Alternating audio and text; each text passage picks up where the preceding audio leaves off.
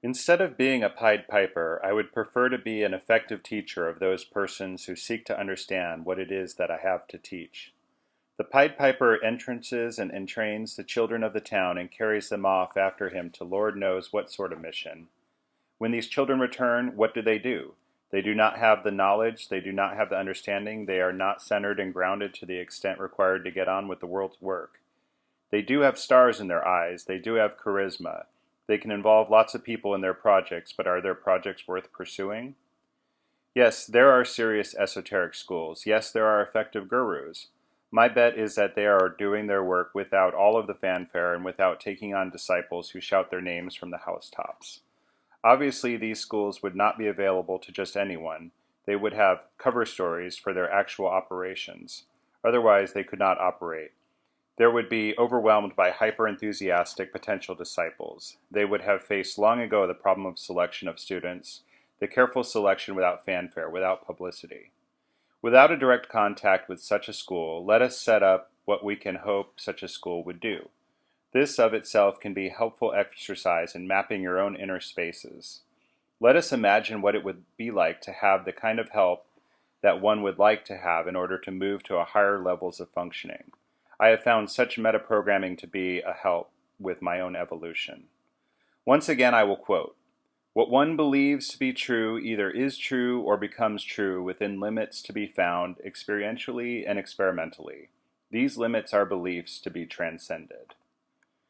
In my own far-out experiences in the isolation tank with LSD and in my close brushes with death, I have come upon the two guides. These two guides may be two aspects of my own functioning at the supra-self level. They may be entities in other spaces, other universes than our own consensus reality. They may be helpful constructs, helpful concepts that I use for my own future evolution. They may be representatives of an esoteric hidden school. They may be concepts functioning in my own human biocomputer at the superspecies level. They may be members of a civilization 100,000 years or so ahead of ours. They may be a tuning in to the two networks of communication of a civilization way beyond ours, which is radiating information throughout the galaxy.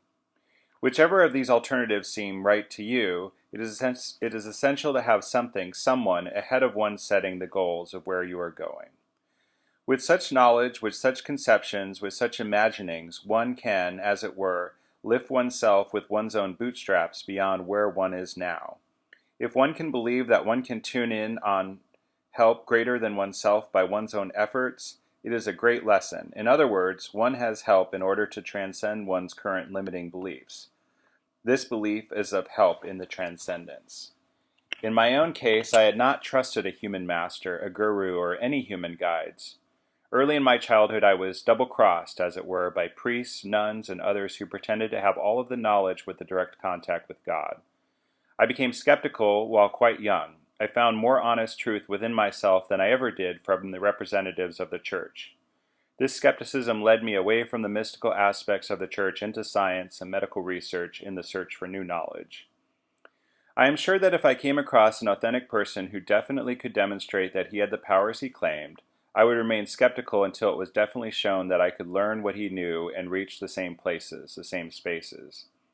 Meanwhile, I pursue my own path in my own inner spaces, skeptical of any help that is not of the above variety. I have seen too much of sham pretension and showmanship in myself and in others to believe in instant enlightenment through contact with a master or guru.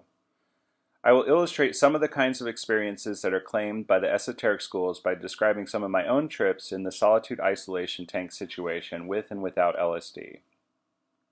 In these experiences, I came across what one might call supra-self and supra-species metaprogrammers, which seem to me to be outside myself, not embedded in me. Using other languages, other terminologies, one could call these celestial gurus or divine teachers or guardians. I also got into spaces where the energies and the forces were so vast that there was no humanly conceivable way of transmitting the experiences in words and in a book. The most definite of these experiences was done with LSD in the solitude-isolation-confinement tank. But first, let me review the purpose of the original experiments that were done with the tank. When I was at the National Institute of Mental Health in Bethesda, Maryland in 1954, working on the neurophysiology of the brain, I conceived of a new set of experiments. In brief, previous neurophysiologists, including Professor Frederick Brimmer of Brussels and Dr. Horace Magoon of UCLA, had hypothesized that the brain stayed in a waking state because of external stimulation coming through the end organs of the body. In other words, outside stimulation was necessary in order to maintain the brain in an awakened state. The obvious experiment was to isolate the human from all external stimulation insofar as this was physically possible and to see what the resulting states were. I decided that the way to do it was to float in water using a head mask in order to breathe and to be in neutral buoyancy within the water so as to attenuate gravity effects. At the same time, all sounds were to be cut off from the person suspended in the water, all temperature differences over the body were to be attenuated as far as possible, all light was to be cut off, and all stimulating clothing were to be removed. By coincidence, there was a tank already installed at the NIH in a small building inside a soundproof room. The only changes I had to make were to put a temperature control valve on the water flow through the tank and to maintain the temperature at 93 degrees Fahrenheit. I did a good deal of experimentation to find this particular temperature. This is the temperature at which one is neither hot nor cold when resting. It is the temperature at which the water disappeared when I didn't move. The resulting sensation was as if one were floating in space, almost free of gravity. Since I had studied human respiration and oxygen masks during World War II, I knew something of the requirements of the breathing system. I worked the technical details out quite satisfactorily. I tried 15 or 20 different kinds of underwater masks furnished by the Navy and found none of them comfortable enough. Therefore, it was necessary to devise my own mask out of latex rubber, which covered the whole head and sealed around the neck. There were 2 breathing tubes going to special valves at the side of the tank to allow continuous supplies of air to reach me and to receive the expired air which left my lungs without allowing the accumulation of carbon dioxide and without causing the depletion of oxygen in the system. I quickly found that my body had different densities, that my legs and my head tended to sink. This meant devising supports from an extremely smooth fine rubber dam used in surgery to maintain my foot position in the tank without touching the bottom. The head balance was adjusted by allowing a certain amount of air to be in the head mask.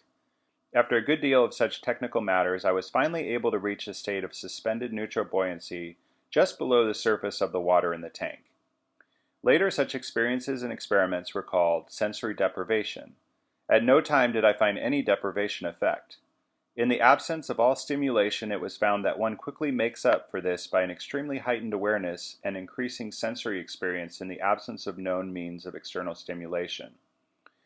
Within the first few hours, it was found that I did not tend to go to sleep at all. The original theory was wrong. One did not need external stimulation to stay awake. After a few tens of hours of experiences, I found phenomena that had been previously described in various literatures. I went through dreamlike states, trance-like states, mystical states. In all of these states, I was totally intact, centered, and there. At no time did I lose conscious awareness of the facts of the experiment. Some part of me always knew that I was suspended in water in a tank in the dark and in the silence. I went through experiences in which other people apparently joined me in this dark, silent environment. I could actually see them, feel them, and hear them. At other times, I went through dreamlike sequences, waking dreams as they are now called, in which I watched what was happening. At other times, I apparently tuned in on networks of communication that are normally below our levels of awareness, networks of civilizations way beyond ours. I did hours of work on my own hindrances to understanding myself, on my life situation. I did hours of meditation, concentration, and contemplation without knowing that this was what I was doing. It was only later in reading the literature that I found that the states that I was getting into resembled those attained by other techniques. In 1958, I left the National Institutes of Health and moved to the Virgin Islands. It wasn't until 1964 that I was able to build another tank and to introduce LSD in the solitude-isolation-confinement experiment. I quickly discovered that the use of the mask was not necessary with LSD. Since seawater was available, I used this and found that I could float at the surface with my mouth and nose and eyes out of the seawater. I found that I could float with my hands holding one another underneath my neck, elbows out to the side underwater. I let my legs dangle from the knees and the hips in the salt water. This procedure of increasing the density of the water allowed a much more simplified breathing system and a greater feeling of safety. This second tank was 8 feet deep and 8 feet on the side. This allowed a lot more space than in the previous tank at NIH. Once the tank was set up and operating with the proper temperature control systems, sufficient air, and a complete blackout of the room, I set about obtaining the LSD. Through the cooperation of professional colleagues, I found at the time it was legal to obtain LSD if one had a grant from the National Institute of Mental Health. Since I had a career award grant which was to run 5 years, I was able to obtain the LSD directly from Sandoz company through the proper channels. I proposed trying LSD on dolphins as an aid to my understanding of the substance and some of the physiological dangers of its use. The only relevance of these experiments to the present account is that I quickly found that there was no danger to breathing in water-suspended mammals. Each of the 6 dolphins tested apparently had very good trips with no problems attendant upon their breathing, heart action, or swimming activities. These experiments gave me confidence to go ahead and try it on myself. Insofar as I could find out from the literature, there was no published record of anyone having taken LSD alone, much less under such severe conditions of physical isolation. I remembered Miranda from the early 50s distributed at the NIMH, warning people not to take it alone and giving a detailed case history of someone who had tried it alone and became paranoid. He had gone through an experience in which a tape recorder which he was running to record his impressions had tried to eat him. This was a bad pre-programming for what I intended to do. I had to work through my own fears in regard to doing this alone. I obtained help from a safety man who was able to keep all accidental intruders into the experiments away from the laboratory. No one was allowed into the laboratory while the experiments were going on. Over the next 2 years, I was able to do 20 good experiments. This series was terminated by the National Negative Program, which started in 1966 against LSD. Such work was no longer to be done under the new regulations and the new laws. Each investigator was asked to return his LSD to the Sandoz company at that time, which I did. As I said above, I had a lot of fear with regard to the first experience. Previously, I had had 2 trips with a guide. I had had a close brush with death and therefore had a profound respect for these programs below levels of awareness that could deal lethal blows to oneself. In addition, I had gotten over my fear of death. It wasn't bodily death that I feared, it was getting into spaces in which I could lose control and from which I would perhaps not be able to come back. In other words, it was more a fear of psychosis than of death that was motivating me at this time. In spite of these doubts and fears, however, I took 100 micrograms and got into the tank. In the first experience, I devoted most of my time to devising a basic belief structure that could make future experiments safer. I spent about an hour in the tank working on whether or not my heart and respiration would continue if I did leave my body. I quickly learned that under LSD, if one can relax and enjoy it, one's heart and respiration do become automatic and one does not have to worry about them. I also learned that by holding my hands under the back of my neck and putting my arms out sideways, there was no danger of tipping over in the tank. I learned also that if one does tip over, or if one puts one's head back too far, the salt seawater getting into one's eyes or nose quickly precipitated one out of whatever one's out-of-body state was, back into the tank. If there was any danger under the LSD, the body's emergency function programs, the so-called survival programs, would be activated and I would be returned intact to the tank from wherever I was. This established a basic confidence in my own ability to survive and carry out the rest of the experiments. Thus, I was able to set up the basic belief, have confidence in the body to carry on its functions, leave it parked and go to other spaces. In case of an emergency, you will be returned to your body. After this initial set of experiments, I lost my fear of doing the far-out series of experiments. In the previous set of experiments without LSD in the tank, I discovered that although not seeing my body, I did not lose the reality of my body. Modes of detection of my body were present, other than just sight and hearing.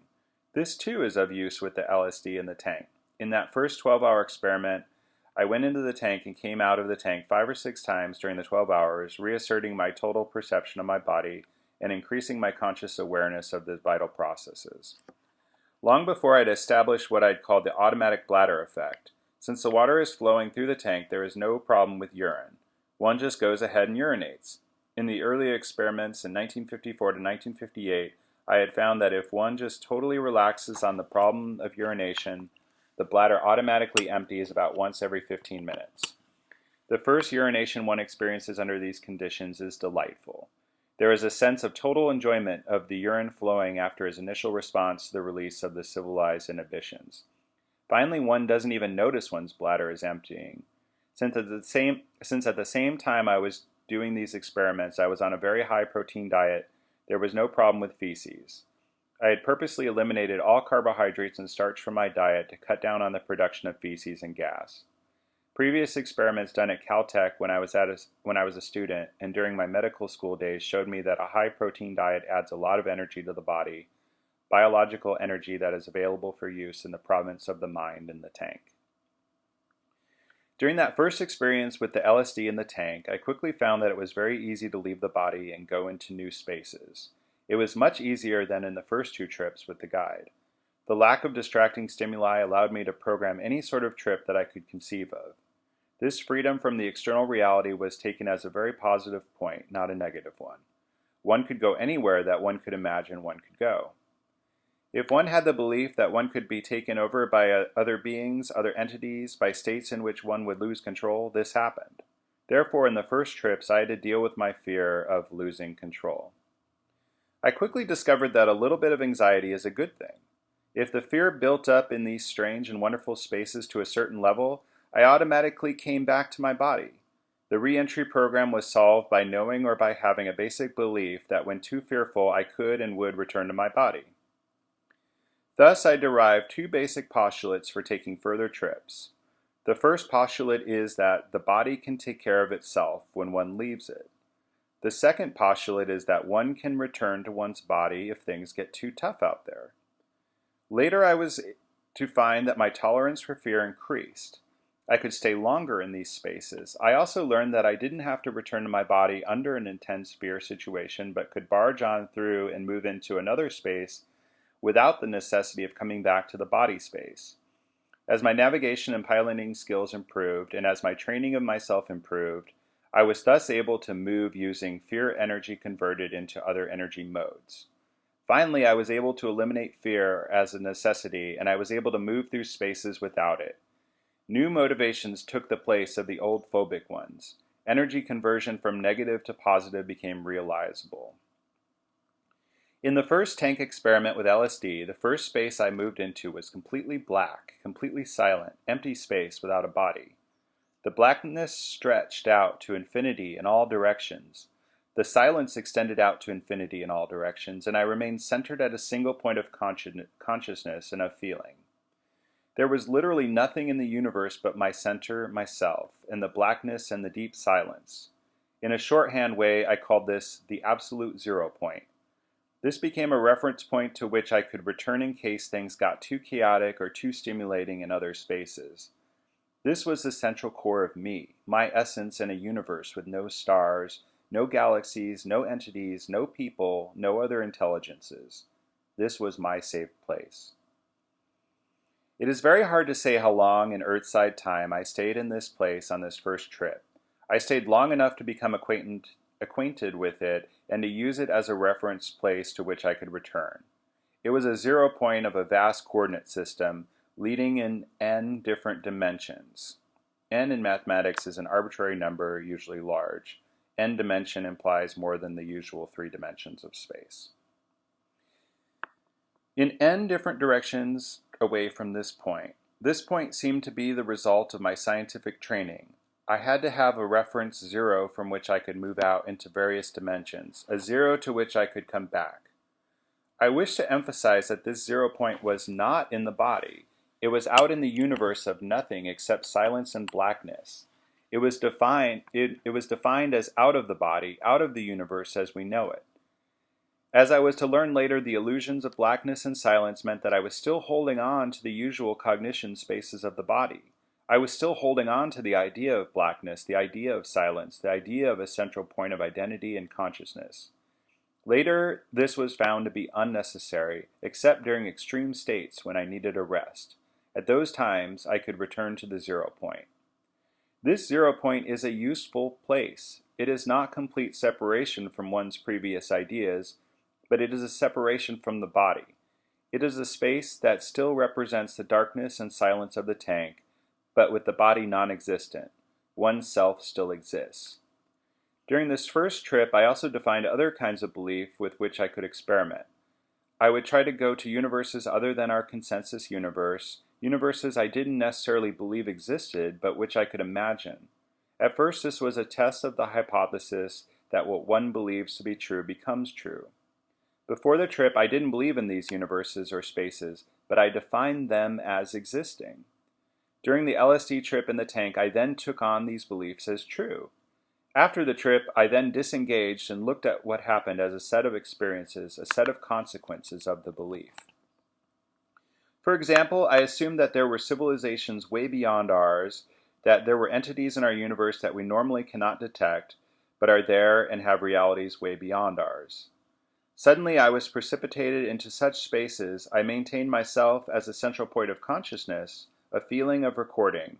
I moved into universes containing beings much larger than myself, so that I was a mote in their sunbeam, a small ant in their universe, a single thought in a huge mind, or a small program in a cosmic computer.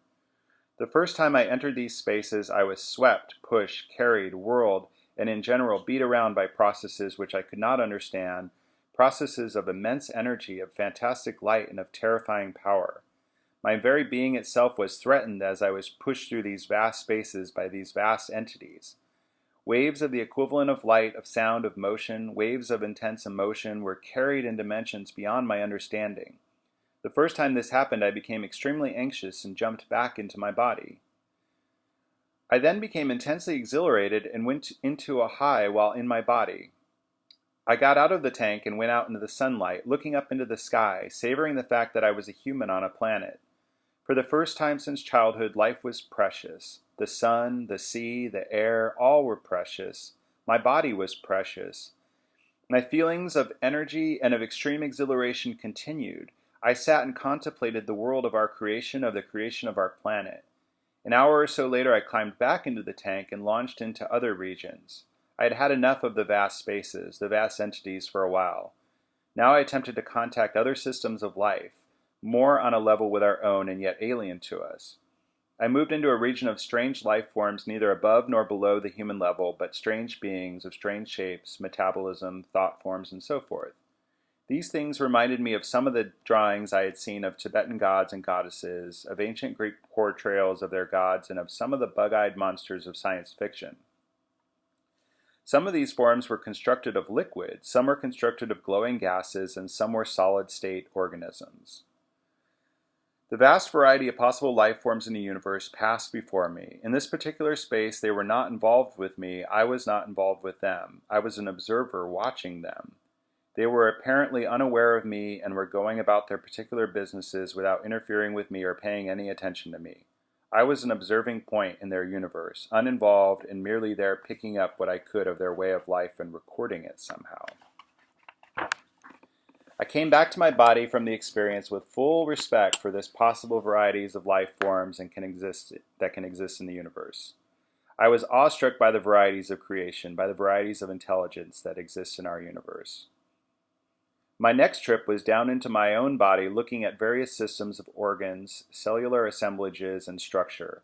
I traveled among cells, watched their functioning, and realized that within myself was a grand assemblage of living organisms, all of which added up to me. I traveled through my brain, watching the neurons and their activities. I traveled through my heart, watching the pulsations of the muscle cells. I traveled through the blood, watching the business of the white blood corpuscles. I traveled down through my gut tract, getting acquainted with the bacteria and the mucosal cells in the walls. I went into my testes and became acquainted with the formation of the sperm cells. I then quickly moved into smaller and smaller dimensions, down to the quantum level, and watched the play of atoms in their own vast universes, their wide empty spaces, with the fantastic forces involved in each of the distant nuclei, with their orbital clouds of force field electrons and their primary particles coming to see this system from outer spaces. It was really frightening to see tunneling effects and the other phenomenon of the quantum level taking place. I came back from that trip realizing that a lot of empty space I had in myself and what vast energies were locked in the matter of my own body. Having seen nuclei disintegrate before my eyes, realizing fantastic radiation energies into a microscopic scale, I had a new respect for what I was carrying around and what I, in a sense, was at these levels of reasoning and functioning. I then left the tank again and went into the bathroom. My belly felt full and distended, as if I were pregnant. I became my own mother, pregnant, carrying me, myself, in my own belly. I suddenly realized that I was about to give birth to myself. I sat on the toilet and had a huge bowel movement, which was myself. Suddenly the humor of this peculiar division of myself giving birth to myself struck me.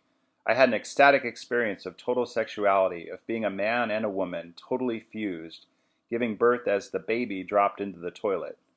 I realized that I was not me, not a baby, and yet at the same time I lived through giving birth to myself as if I were my mother. I experienced my birth as she had experienced it, as a totally exhilarating event, giving rise to a new living entity. I went back into the tank and went off into other spaces, far from this planet. Later I was to notice that there was a definite rhythm to leaving the body, to coming back and finding out something new about the body from a new perspective in the far-out spaces. This back and forth became the far out, and the very close in was a rhythm I seemed to have come across almost as a natural discovery. This seemed to be my tendency, to move as far out as possible and then to move in as close as possible. I gradually learned that the goal was to do neither of these, but to stay in as close as possible and to be as far out as possible simultaneously. Over the years, I have gradually gone from either or to a both in regard to these spaces. I am far out and close in simultaneously. After the first few experiments in the tank, things began to shape up in a far better fashion. My role as an explorer became much clearer. I was cleaning up a lot of the materials that were hindering me. I discovered that I had to clean up my hindrances to imagining or metaprogramming anything and everything. All and everything that one can imagine exists. Literally, one is tuned into the cosmos with all of its infinite variations. Once I had arrived at this basic belief, the possibility of tuning in on any one of these infinite varieties in the universe, I went on a high, became extremely exhilarated, and launched further into the explorations. Before my second tank trip, I suddenly was thrown a fantastic hindrance. I had a migraine attack. The first one in 9 months since my first 2 LSD trips. Allow me to review what a migraine attack meant to me. I had an excruciating pain in the right side of my head which lasted 8 hours. I had been having these attacks about once every 18 days for the past 40 years. My thinking was very much simplified during these attacks, to the point where I was an oversimplified human being. During the period in which the migraine pain was me, I could not think effectively and broadly. I could not function and had to lie down in a darkened room. This was the original negative stimulus for taking LSD. I wanted to get rid of my migraine, to solve it, never to have another attack. I temporarily abandoned the tank and tried a trip lying down on the bed to examine my migraine. The facts I had learned in 3 years of training analysis about my migraine paraded before me in a very graphic form. First, a space appeared in which the neurological lesion theory of migraine attacks was epitomized. There is a very large red neuron, which is the cause of the migraine. It is a pain neuron that can start firing and maintaining its firing for 8 hours. There are yellow dendritic endings on this neuron, yellow axons going off to the cortex from this location in the mesocephalon. These are excitatory yellow neurons. There is another set of dendrites ending on this neuron, which are blue. These are the control endings that prevent the red neuron from firing. These two, yellow and blue, go into the cerebral cortex. However, each of these sets has connections into other parts of the brain not under the control of the cortex, into the hippocampal region and into the archaeocortex, where basic animal survival programs are stored. These can activate the migraine when I am overexcited. I lay there and traced out all these circuits, all of the programs that I conceived could cause the migraine and other programs that could terminate an attack. I spent some time in going through this theoretical structure for the explanation of migraine. I then put that aside and went into another space having to do with the migraine. At this time, the side of my head where the pain occurred developed a hole. This hole was on an interface between our universe and another one that contained alien demonic forms who were pouring into my head from their universe. I shrieked in terror as they approached and entered my head. During the LSD trip, I had a horribly real migraine attack while I was under attack from these demons. I went into a terror panic space, suddenly realized where I was, came out and terminated the whole experience by closing off the hole from that universe. I then went through a long sequence in which God, out there, had given me migraine as a warning against overdoing things, as a warning of excess beyond wisdom, as a punishment for committing sin. All of this then became hooked up to my sexuality, and I went through long sequences having to do with punishment for not attaining spiritual enlightenment and for having gone into the animal world of sexual intercourse. This quickly reminded me of the initial LSD trip in which I had projected the goddess and the female gorilla onto the body of my guide. I was then able to see the irrationality of these past programs. I realized that they were still active, that I would not be able to erase them, but I could allow for their existence. The right side of my head became filled with joy, exhilaration, and new feelings. Temporarily freed of this old hindrance, I was then able to go back to the tank experiments. Armed with my new knowledge of how to pilot and navigate in these difficult spaces, I then launched a series of 8 experiments having to do with the superhuman, super-self kind of spaces. One of my major aims there was to get back to the place with the 2 guides that I had been in during the coma in the hospital when I was close to death. I had been forced into an extremely anxiety, fear-filled space with lots of pain in my head. The aim this time was to see if I could get into the same space without this threat of death hanging over me. Each of the previous times when I was met with 2 guides, I had been in a state of fear of the loss of life. Somehow the knowledge that the guides had given me in this last foray into their region armed me with a loss of the fear of death. Their assurance that I could come back to their region at any time that I needed to, and their assurance that my time had not yet arrived for my leaving my body permanently, gave me the strength and the courage to try this experiment. All of the previous experiments had been done with 100 micrograms of pure lysergic acid diethylamide tartrate, Sandoz. For this experiment, I decided to use a higher dose. I started with 100 micrograms, waited an hour and took another 100, and then in another hour took another 100 for a total dose of 300 micrograms. I based the increased dosage on the literature. The 300 micrograms had been used to induce deep religious experiences in alcoholics. I chose the divided dose schedule rather than one dose so that I could maintain my piloting and navigation skills and storage capacity. I wanted to be able to control my movement out of the body. During the first hour, I worked on the prime directive program of relaxing the body, letting it take over its vital functions. After the second dose, I went to the 0 point of infinite darkness and infinite space. By the end of the third hour with the third dose, I was ready to try to get into the space of the 2 guides. Previously, I had tried to figure out how to get into that space without the fear and the pain.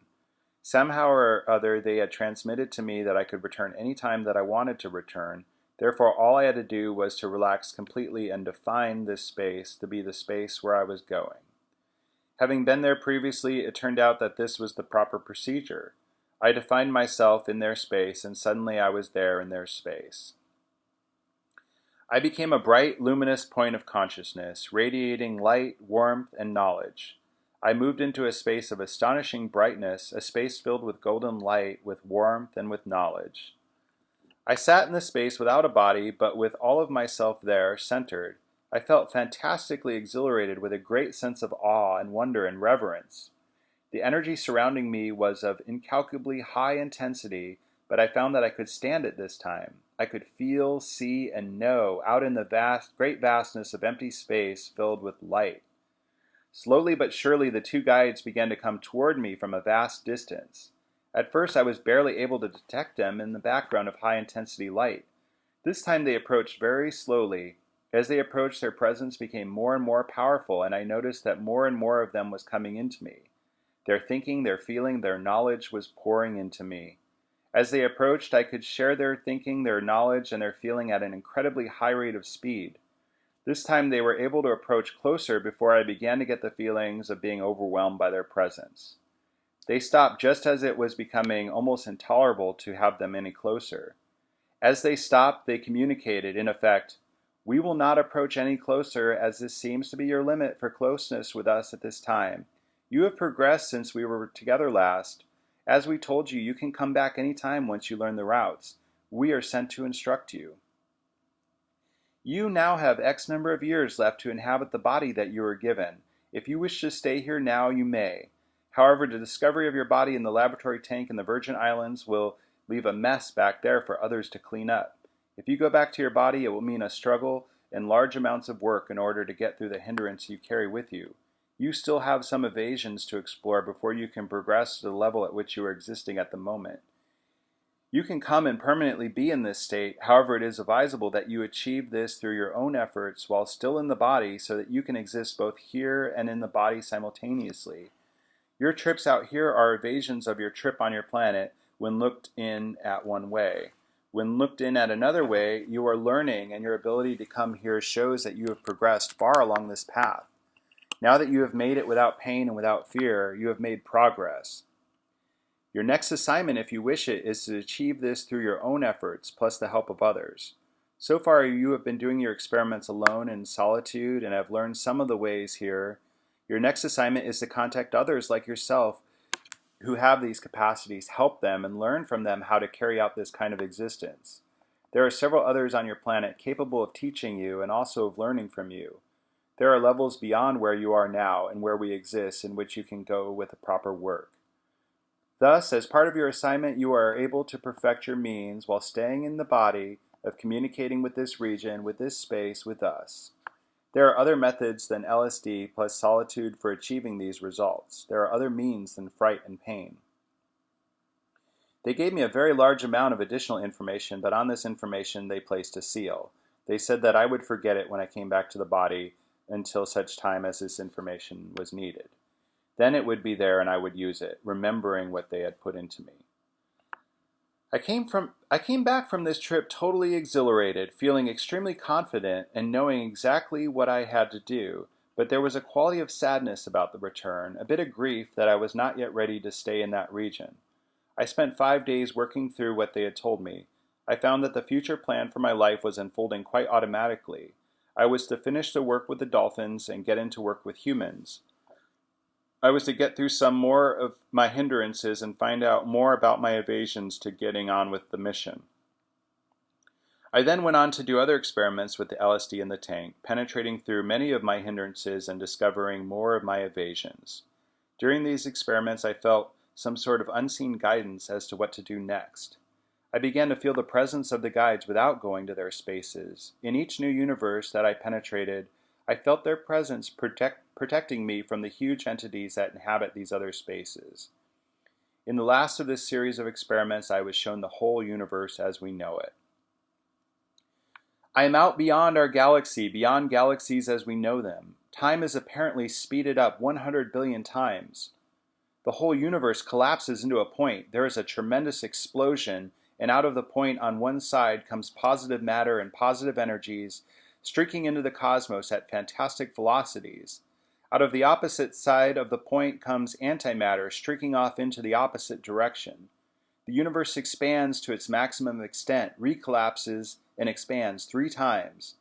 During each expansion, the guides say, "Man appears here and disappears there.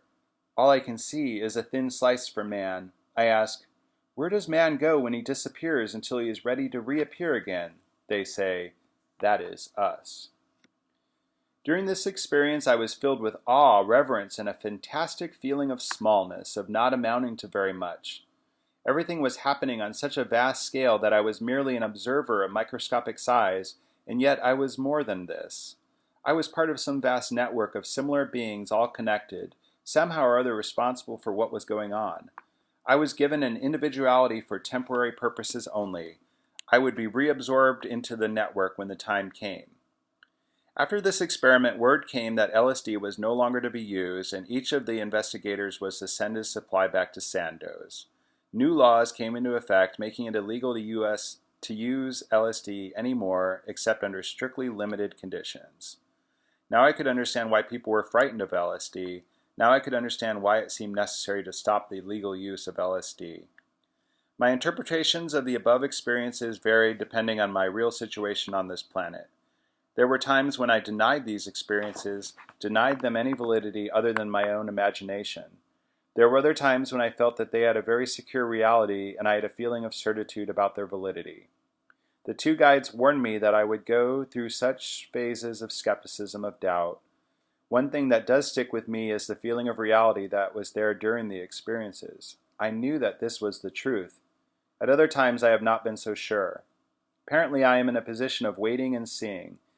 Meanwhile, I have tried other approaches to get into these same spaces, not using LSD in the tank, but other methods, such as hypnosis and group efforts. These are discussed in another part of the book.